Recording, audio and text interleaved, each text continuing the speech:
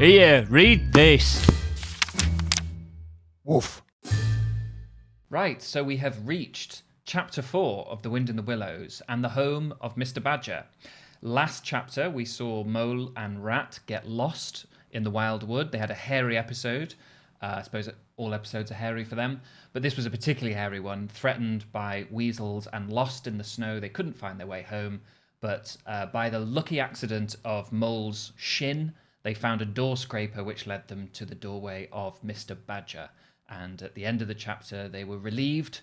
Moley was sobbing penitently at Mr. Badger's name. Now, if you haven't seen my previous videos in this series, what I'm doing is going through every chapter in The Wind in the Willows and just picking out 5 favourite moments, oddities, weird bits, really sharing reading notes rather than doing a recap of each chapter. So without further ado, let's get into the 5 points for chapter 4. And my first takeaway relates to the kinship between Mole and Badger. Both of them are, of course, underground dwellers, and this is a point over which they bond. Straight away, we have a hint that Moley might be more at home here and more attuned to its sounds. As they are waiting outside, hoping that Badger will answer his door, they hear a strange shuffling noise, which Moley correctly and very specifically identifies as someone shuffling along in carpet slippers that are too big for him. Once they're inside, we see that Moley is immediately much more at home than Rat, who feels that the atmosphere is too still and oppressive, and he frets about his river running away without him. Badger and Moley, meanwhile, bond over the joys of underground life. And what they say about its qualities entrenches the principles we've already seen expressed by these animals. An emphasis on safety and comfort and stasis. What they love about the underground is that there is no weather down here. Nothing can happen to you and nothing can get at you, one of them says, sounding a bit like children under a blanket where the monster can't see them. There's also a rather nice practical detail that Badger shares about life in a burrow. Although we never hear of a Mrs. Badger, Mr. Badger indicates he's given some thought to changing life circumstances, the need to expand.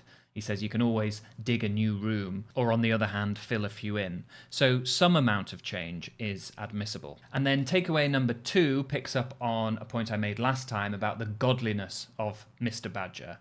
We talked about how his name caused a reverent hush to fall amongst the other animals, how he moved in mysterious ways, how you had to take him where and when you find him. Here he is in full benevolent patriarch mode. He not only takes in Ratty and Mole, but also 2 other little hedgehogs that are there at the breakfast table the following morning, who also got lost in the wood, who he feeds up and then packs off safely home. Most notably, he takes the time to personally bathe Mole's wounded shin. And with Toad out of the way, it's tempting in this chapter to see the makings of a holy moly trinity. Badger the father, Mole the son, and the water rat, whose element is the river, taking the place of the Holy Spirit. Takeaway number 3 relates to animal etiquette. Graham uses that phrase more than once in the novel. We've already heard it in chapter 1, where Otter, in the middle of speaking to Rat and Mole, suddenly dives into the river abruptly. Ratty characteristically ignores this moment because, according to animal etiquette, you never cause a fuss when an animal has to disappear urgently. Elsewhere, we hear that animals, when they're observing the proper etiquette, always walk in single file. And here we learn from Badger that no animal does anything strenuous or heroic in winter.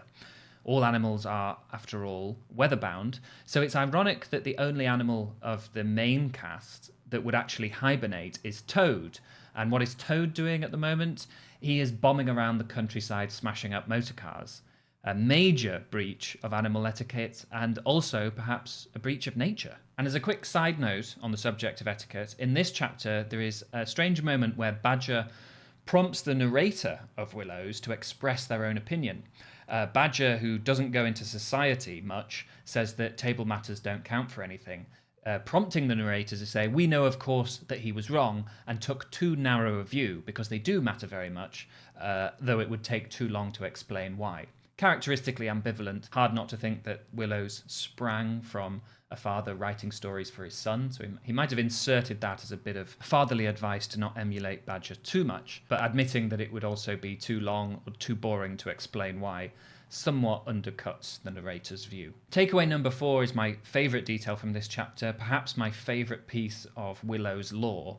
We learn that the wild wood is in fact the rewilded wood. So when Mole is looking around Badger's home and expressing admiration for what an amazing job Badger has done and shaking his head over how he could possibly have dug all this himself, Badger says, oh, no, I didn't. I just moved in. I touched up a tunnel here and there, did some spring cleaning. But essentially, the tunnels were here already. I see you don't understand, says Badger to Mole, and I must explain it to you. Well, very long ago, on the spot where the wild wood waves now, before ever it had planted itself and grown up to what it now is, there was a city. A city of people, you know. Here, where we are standing, they lived and walked and talked and slept and carried on their business. Here they stabled their horses and feasted. From here they rode out to fight or drove out to trade. They were a powerful people and rich and great builders. They built to last, for they thought their city would last forever. But what has become of them all? Asked the Mole. Who can tell, said the Badger. People come, they stay for a while, they flourish, they build, and they go. And then to this already quite extraordinary revelation, he nonchalantly adds that there were badgers here before those people, and that this cycle may continue to perpetuate on and on. It's a much more ecologically complex picture of the world of Wind in the Willows than you might think from the regimented distinctions of safe riverbank and wild wood, and later, as we see in the novel, human habitation and animal. It's a much more confused jumble than that. And it made me think, has there ever been an adaptation where we see the wild wood as the ruins of a city? I can't think of one off the top of my head, but I'm going to have to rewatch them and look out for that. And that brings us on to point number 5, which is a little bit of character development for Mr. Mole, who comes away from the stay at Badger's having learnt that he is essentially an animal of the tilled, field and hedgerow. For the others, the clash of actual conflict that went with nature in the rough. And so bearing in mind that tangled jumble of human civilization and the wild, what Graham is making very clear is that Mole considers himself a civilized mole and not a wild animal. It is the tilled field and hedgerow that Mole says he feels part of, not the earth itself. Once again, a slight note of prudishness here from Graham. His phrasing recalls the way he described Willows being free of problems, clean of the clash of sex, life as it might fairly be supposed to be regarded by some of the wise small things that glide in grasses and rubble of woody wreck. This is one of the paradoxes that makes Willows so intriguing. In order to avoid problems of modern civilization like the clash of sex, Graham selects wild animals to be his heroes, but then immediately dresses them up in the clothing of civilized humans when nature in the rough seems to offer up exactly the same dangers, forcing us to wonder who comes first in the moral order of his universe. Animals or people, the city or the wild wood. And there we will have to leave it today with Mole toddling back to the riverbank in a mood of self-revelation. Tune in next time for 5 takeaways from chapter 5 of The Wind in the Willows, and until then, happy reading.